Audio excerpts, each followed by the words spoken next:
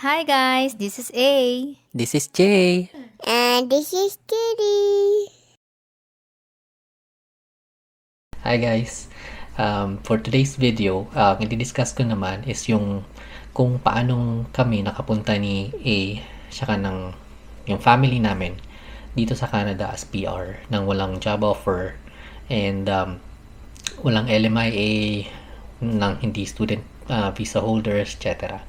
So nagland kami dito as a PR and ayun, na-enjoy namin since from the beginning kung ano yung mga benefits ng isang permanent resident dito sa Canada. Konting disclaimer, hindi po ako lawyer at wala po akong professional training sa mga immigration stuff. Pero I do a lot of research. So, kaya nakapag-DIY kami papunta rito. So, a little backstory. Nung around 2018, nag-isip kami napag-desisyon na namin ni A na mag-migrate papunta rito sa Canada. Kasi naging usap-usapan siya sa Pilipinas and the Philippines is undergoing like a very, turning into a very negative place for our family in terms of, safety and stuff. Parang iniisip namin kung ano ba yung parang advantages and disadvantages ng pagtira sa Pilipinas or pag-move sa ibang bansa. And moving to Canada, immigrating to Canada is hindi talaga yun yung number one priority namin. So, ang number one priority namin is to go to Singapore or go to Dubai and work there. Nag-apply na rin ako ng work doon, nag-apply na rin ako ng work sa Singapore, but unfortunately hindi talaga para sa amin yun. So wala, naging negative lahat ng applications ko, and I don't know, hindi talaga yun yung will ni God, yung niya, gusto niya mangyari sa amin. So during that time, nag-iisip-isip kami na mag-student visa. So, research, nagbasa ako ng kung ano-ano, nagtingin ako sa mga schools, nagtingin ako dun sa mga experiences ng iba, nanood ako ng videos, etc. So, ang lumabas is sobrang laki talaga na expenses. So, the course or the program itself will cost around like $1 million plus. Hindi pa kasama yung mga living expenses nyo, rent, utilities, etc. So, nagkaroon kami na agam-agam and like nagdrag into several months until such time na parang wag natin ituloy kasi gagamble tayo. And student visa pathway, like before, even though it's a little bit easier compared to kung ano yung mga pinagdadaanan ng mga student visa holders ngayon, is still expensive and still parang gamble kasi wala talagang kasiguraduhan na makakuha ka ng PR since yung points, yung express entry points na binibigyan nila ng mga invitation to apply is nagbabago-bago. So tataas, bababa, depende sa profession or depende sa kung ano yung pangangailangan nila or pangangailangan ng federal government, kanyan. So yun nga na nagdrag hanggang sa parang muntik na kaming sumuko. Ayan. Pero parang there's that, I do a lot of research. So dumating sa time na nag-research ako about immigrant nominee programs like KINP, BCPNP, OINP, yan, Winnipeg, Manitoba Immigrant Nominee Program, ganun.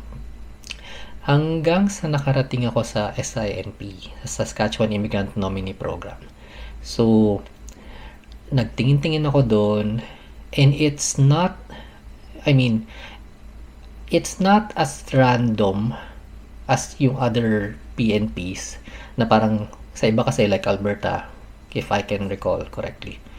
Parang magpapasa ka ng ng expression of interest mo, and papadalhan ka na lang nila ng invitation to apply. Kumbaga I'm not sure talaga kung totoo, pero kung naalala ko pa, pero hindi ko makita kung ano yung parang mga criteria or something ganyan. Unlike sa SINP, sa SINP kasi kita mo kung ano yung mga yung point system nila, kung ano yung makuha mong points for this level of education, this age, or this work experience, or if you have like Canadian diploma or something ganyan.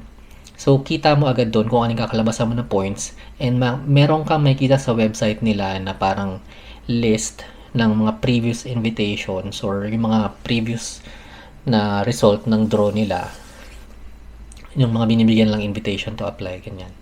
Makikita mo doon kung ano yung mga naging result.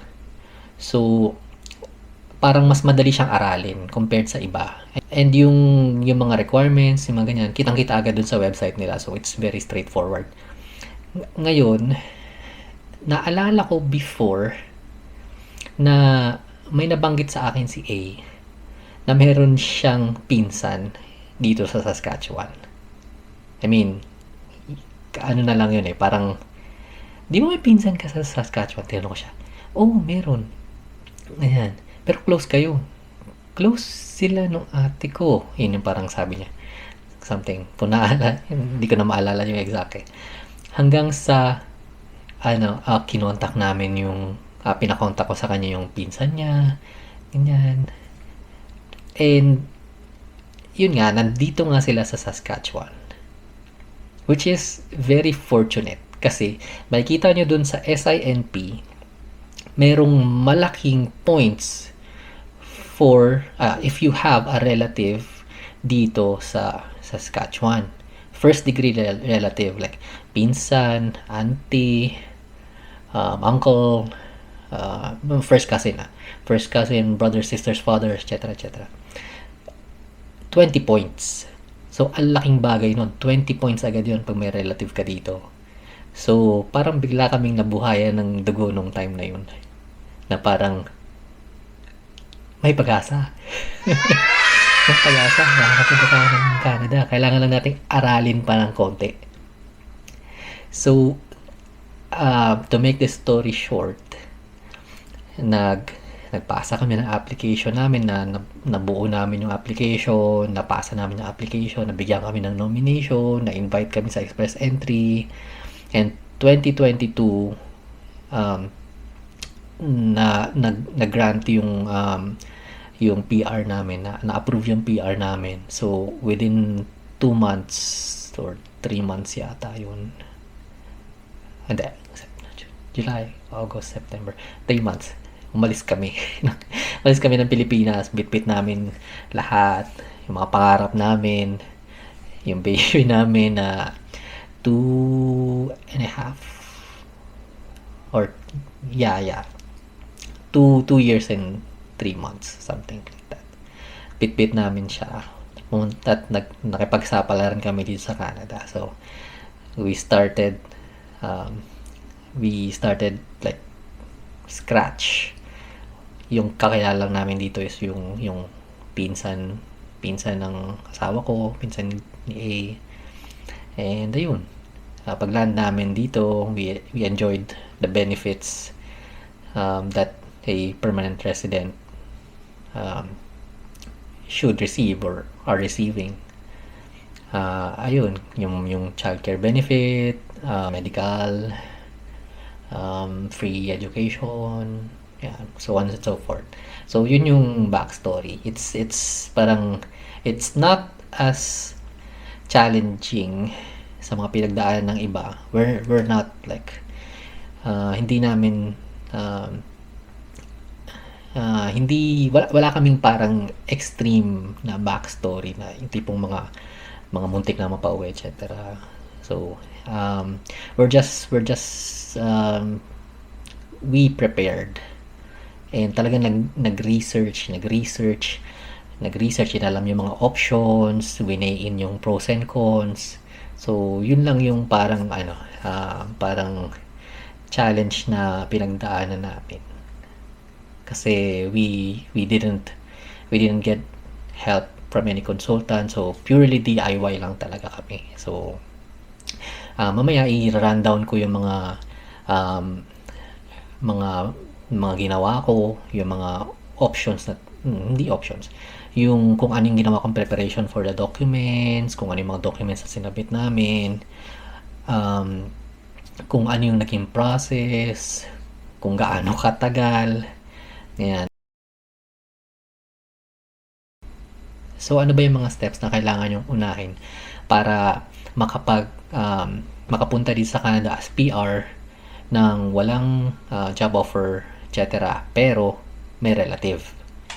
So, una, kailangan i-confirm nyo muna yung details ng relative nyo kung talagang first degree relative nyo sila o hindi. Pangalawa, kailangan buo na yung loob nyo kasi wala nang atrasan to. Hindi, joke lang. Joke lang. Pwede pa naman kayo umatras, pero syempre, sayang naman. After nun, kailangan yung mag IELTS or mag self-PIP or any other na pwedeng alternative dun para dun sa English exam nyo. You don't necessarily have to score high, pero mas mataas, mas maganda yung points. So you have to take an English exam and pass it, not necessarily ace it, or not necessarily kailangan sobrang taas ng score nyo. Kailangan pasok kayo dun sa minimum requirement ng SINP saka ng Express Entry.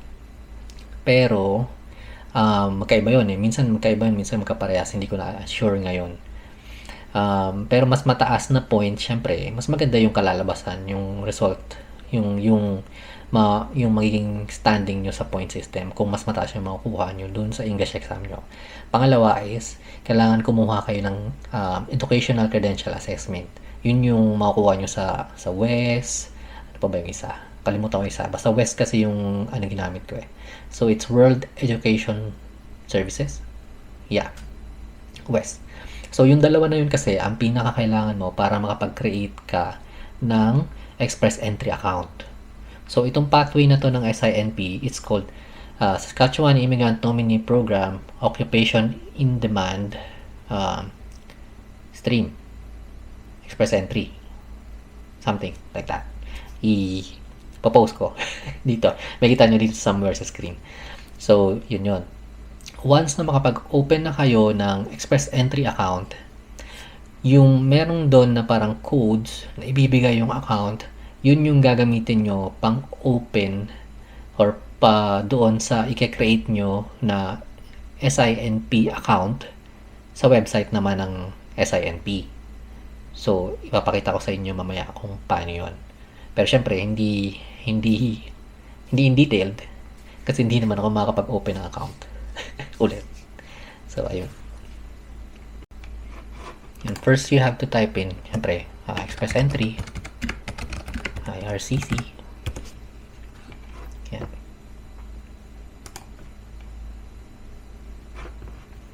And then, hanapin nyo yung Federal Skilled Worker Program. Yan. Yan yung eligibility. Considering na eligible kayo, tapos na-check nyo na yung score nyo, syempre, hindi naman kayo mag-a-apply ng SINP kung mataas na yung score nyo. So, alam nyo nang mababa. Tapos, yung documents that you need, ayan, nakalagay dito, passport, language test result, proof of Canadian education, provincial nomination. Ito yung target natin. So, written job offer, proof of work experience, certificates, qualification, tsaka proof of funds. Yan. So, you have to create an Express Entry profile. So, once na alam nyo na kung eligible kayo o hindi, mag-create na tayo. Yan. To complete your profile, you need information from certain documents. Ito yung documents na mga nabanggit ko kanina. And yung knock job title. Kapag nakapag-create na kayo na Express Entry profile, i-access naman natin yung SINP website. So, dito sa SINP website, makikita nyo yung program na International Skilled Worker.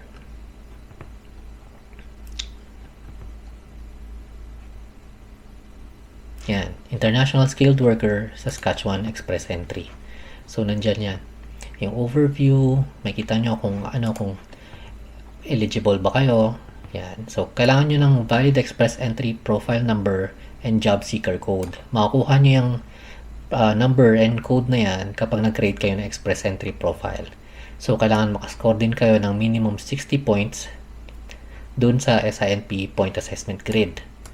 Kailangan may language test result kayo na nami-meet yung Federal Express Entry language requirement. So, hindi na pala yan yung katulad dati na magkaiba sila. So, ngayon isa na lang. Yung federal na yung sinusunod nila. So, kailangan naka-complete din kayo ng post-secondary school or training na comparable to at least 1 year of Canadian education. Yan, makukuha nyo yan based dun sa result ng West nyo. So, importante ito. Kailangan yung job nyo is wala dun sa excluded occupation list. So, didiscuss na natin yan mamaya. Ano ba? Your above or experience must be in the field of your completed post-secondary education or training. So, dapat related yung work experience nyo dun sa tinapos nyo. Tapos, based dun sa trabaho nyo, kailangan nyo rin ng magpakita ng professional status or proof of eligibility for licensure for your job. So, may kita ito dito sa document na to. So, i-discuss din natin yan. Not necessarily kailangan license kayo dito or magpa-license kayo dito before kayo pumunta. Pero makakatulong yon. Pero hindi siya required. Nakadepende talaga yan sa kung ano yung occupation nyo. Tapos, meron kayong settlement funds and settlement plan. Yung settlement plan, madali lang yan. So, disclaimer, nagbabago-bago yung program criteria anytime. So, yun.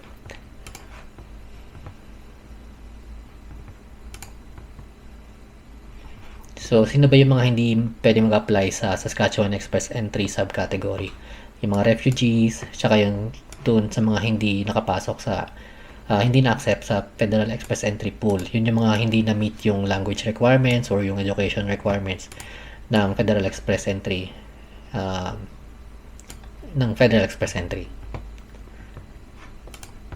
Yan, everything is online. So, kailangan mo lang i-access yung SINP, yung website, kung create ka ng account, dun mo na i-upload lahat ng documents mo. So, everything is online. If you're considering using immigration representative, discussing to dito, etc. So, ano ba yung mga required documents? Una, identity documents, work experience documents, academic credentials, tsaka language ability. Language documents, LP, IELTS, etc.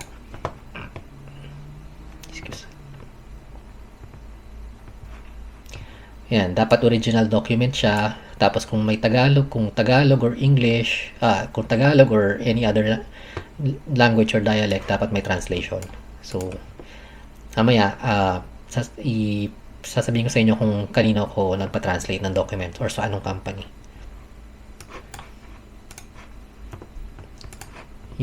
Okay. So, yan. Napakaraming forms na kailangan i-fill out. Yung generic application form, additional family information form. So, sa mga madalas na dito sa nagpapabalik-balik sa Canada or nag-a-apply ng tourist visa, para sa mga kamag-anak, madalas yung may encounter yan, yung generic application form for Canada, tsaka yung family information form, yung Schedule A, yan. Familiar na siguro kayo dyan. Pati dun sa use of representative, etc. So, yung mga record documents, ito, yung Express Entry Profile Number, tsaka yung Job Seeker Validation Code, makakuha nyo yan sa pag nag-open kayo ng Express Entry Profile. So, language credentials, ito yung result ng IELTS general training. General training, dapat yung kunin yung IELTS is yung general training kasi meron dun academic para yun sa mga students. So, dapat yung general training. So, CELPIP, ayan, CELPIP, Pearson PTE score, the rest, ito pang French na to. Wala naman siguro magki-claim ng French sa inyo So yung education, yan, you need at least 1 year of post-secondary education or training. Kapag nagpasa kayo ng requirements sa WES at bumalik sa inyo yung result, may kita doon kung ano yung equivalent dito sa Canadian standard nung course na tinapos nyo. So, lalabas doon kung 3 years bachelor's degree, 4 years bachelor's degree, yan, lalabas yun doon. So, at least 1 year para makapag-create kayo ng account or para mataas yung chance yung ma-approve.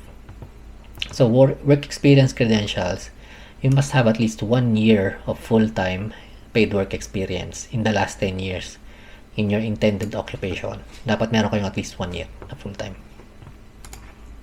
Your work must be in a high-skilled occupation. Dapat Tier 0, Tier 1, Tier 2, or Tier 3. Nung time na nagpasa ako ng application, or nung kinecreate ko yung application namin, ang tiers ay NOC pa. So, iba yung code na ginamit ko for my for the application. And iba na rin yung code na nandito. So, tingnan natin. Sa proof of employment, dapat mag-submit kayo ng letters of preference from past employers to prove your work experience for each job included. So, lahat ng ide-declare nyong work, lahat ng, actually dito, pwede mong hindi i-declare lahat ng work. Pero double check nyo Pwedeng hindi nyo i-declare lahat ng work. Yung i-declare mo lang na work is yung magki-claim ka ng points para dun sa work na yon. So, kung kunwari may 5 kang company na pinasukan, pero 3 lang doon yung work na pasok sa tier na gagamitin mo, doon ka lang maghihingi ng mga letters of reference. At yun lang din yung makiklaim mo. Kung total 10 years experience ka doon sa 5 company na yon, syempre hindi na 10 years yon. Kasi kung 3 lang yung gagamitin mo, sabihin natin mga 6 years, 5 years, 4 years, kanyan. Yun lang yung mga kuha mong points. So, medyo mahigpit sila dito. So, yung each letter of reference, dapat may naka-indicate na job, position, dates of employment, your main duties, number of hours you work each week, yung brief company description, name and signature, contact information ng supervisor, tsaka location of the company. So, i-detail ko yan mamaya kung ano yung mga ginawa ko dun sa mga pinasa ko, kung ano yung mga in-include ko, kung ano yung mga ginawa ko para ma-fulfill ko tong requirement na to. Ano pa ba? Self-employment, kung may self-employment kayo, or nag-apply kayo ng managerial NOC, kailangan nyo ng business license, proof of income, letter of reference from clients. Yun yung kapag self-employed kayo, may mga negosyo, etc. So, proof of professional status or licensure, if applicable. So, para to dun sa mga occupation na kailangan nyo ng professional status or licensure or anything na requirements na nakalagay dito sa occupation in demand and express entry occupation requirement. So, hindi lahat ng profession dyan is kailangan ng licensure or professional status. Yung iba dyan, kailangan lang may natapos ka na parang 2 years degree or 4 years degree na related dun sa profession mo. So, discuss natin yan mamaya. Settlement funds, ito medyo mahigpit sila dito. Maraming nade-deny na application dahil dito nung time na nag-a-apply ako, nung may member din ako ng isang parang group sa Facebook. So, nakita ko doon na parang na-deny sila dahil kung hindi na-maintain ng at least 3 months yung funds nila, ganyan. So, mahigpit sila dito. So, yan. Settlement plan, yan. Madali lang yan. I-click-click lang kayo dyan eh. Dito sa Come to Canada tool. So, dito sa settlement funds, ayan. So, kailangan yung minimum, yung funds nyo is minimum of 3 months nandoon na sa account nyo. Mas maganda kung mas matagal. Tapos, official letters, official statements, certificate, yan, kailangan yan galing sa bangko. Yan, maintained at least 3 months. Maintain at least 3 months prior to sending the application and maintain throughout the entire immigration process. So, bawal nyong galawin yan. Bawal nyong bawasan yan. Pwede nyong dagdagan, syempre. Huwag nyo lang babawasan. Tsaka kailangan i-project nyo siya na kung magbabago yung currency exchange. Dapat, kahit na magbago yung currency exchange, pasok pa rin siya doon sa minimum required proof of funds ng express entry. Kasi doon na sila nagbe-base eh. Dati magkaiba yung parang amount nito sa express entry tsaka sa SINP. So, ngayon, parehas na. Tapos, kung sa SINP, 3 months dapat maintained ang funds nyo. Sa express entry, kailangan 6 months. So, technically, kailangan yung funds nyo 6 months na maintained sa account nyo before kayo magpasa ng application. Otherwise, magkakaproblema kayo. So, ayan, kailangan ng detailed transaction for at least 3 months. Ano yan, nasa bank statement yata or nakalimutan ko yung name. Magkaiba kasi yung document na yun. Bank certificate and bank statement yata. Something, magkaiba yun eh.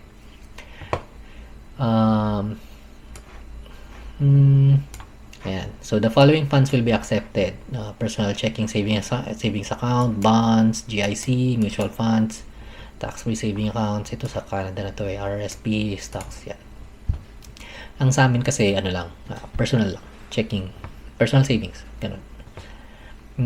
Hindi pwede yung mga credit cards, line of credits, property, or businesses. Hindi pwede yun. Bawal yun. Hindi yun nila-accept. So, kung meron kayong bahay na worth 2 million, hindi pwedeng papakita mo lang titulo tapos proof of funds na yun. Hindi. Kailangan mo i-liquidate yun. Kailangan mo ibenta yung property na yun.